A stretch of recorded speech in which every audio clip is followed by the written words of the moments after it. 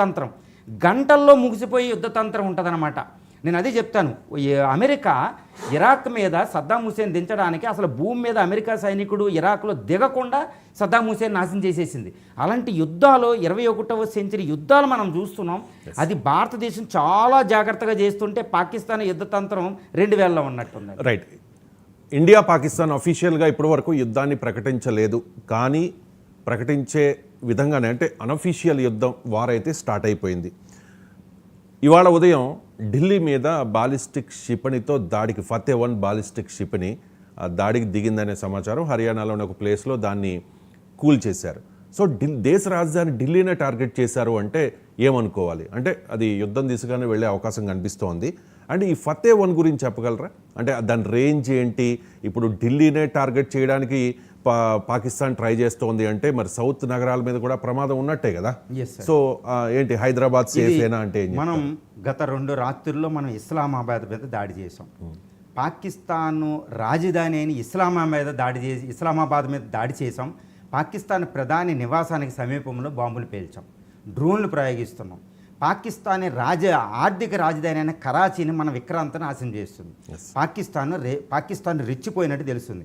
అది కూడా ఢిల్లీ అంటే భారత రాజకీయ రాజధాని మీద ఎందుకు దాడి చేయకూడదని అది దాడికి పాల్పడిందండి. ఆ క్షిపణి పేరు హతాఫ్. పాకిస్తాన్ దగ్గర మిసైల్స్ మనం చూస్తే హతాఫ్ అనేది చాలా చిన్నదే. దాని దగ్గర ఇంకా ఘోరమైన మిషాలు గోరి అనేది ఒకటి ఉంది. అది సౌత్లో బెంగళూరు, హైదరాబాద్, చెన్నై దాకా రాగలిగింది, కన్యాకుమారి గారి దాకా కూడా రాగలిగింది. నాసర్ అని ఒకటి ఉంది.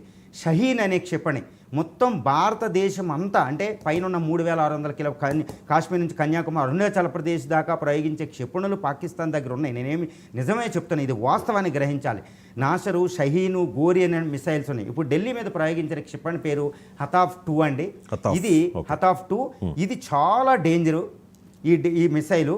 దీనిని ఇంత డేంజరస్ మిసైల్ని భారతదేశం ఢిల్లీ దాకా రాకుండానే హర్యానా దగ్గర ఆఫ్ వేసిందని తెలుస్తుంది. S-400 సిస్టమ్ కానీ, ఆకాష్ మిసైల్ సిస్టమ్ కానీ మన దగ్గర BMD ఉంది, బాలిస్టిక్ మిసైల్ డిఫెన్స్ సిస్టమ్ అని ఒకటి ఉంటుంది. పృథ్వీ మిసైల్ సిస్టమ్ 3 లేయర్లో ఉంటుంది.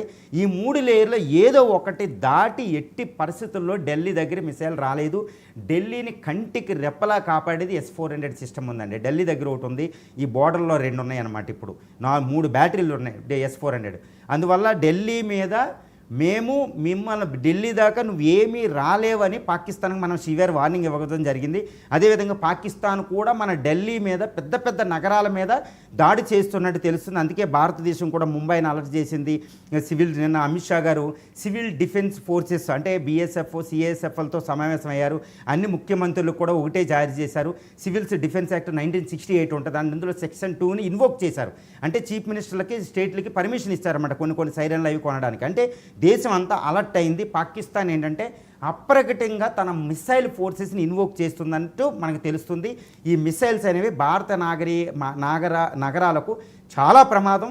కానీ భారతదేశానికి అదృష్టం ఏంటంటే ఏ మిసైల్ మనకున్న missile system BMD missile system, Prithvi, Akash, S-400 సిస్టమ్స్ని పాకిస్తాన్ మిసైల్ని తుత్తునియలు చేసే అవకాశం ఉంది. అలా అని అజాగ్రత్తగా ఉండకూడదండి. రైట్. ఒక బ్రేకింగ్ న్యూస్ ఏంటంటే Sharif calls meet of nuclear command body after Pak suffers heavy damage in Indian retaliation. So nuclear command అథారిటీని సమావేశపరిచారు ప్రధాని షహబాజ్ షరీఫ్. అంటే అణ్వస్త్రాలను ప్రయోగించడానికి పాకిస్తాన్ సిద్ధమవుతోందా? ఇది మనకి సుస్పష్టంగా చెప్పొచ్చు. పహల్గాం దాడి అనంతరం పాకిస్తాన్ దగ్గర ఉన్న ఒకే ఒక అస్త్రం అణ్వస్త్రం. ఈ అణ్వస్త్రాల బూచి చూపిస్తే భారతే కాదు ప్రపంచంలో ఏ శక్తి వెళ్ళదు. ఎందుకంటే అవి అణ్వస్త్రాలు కదా, అల్టిమేట్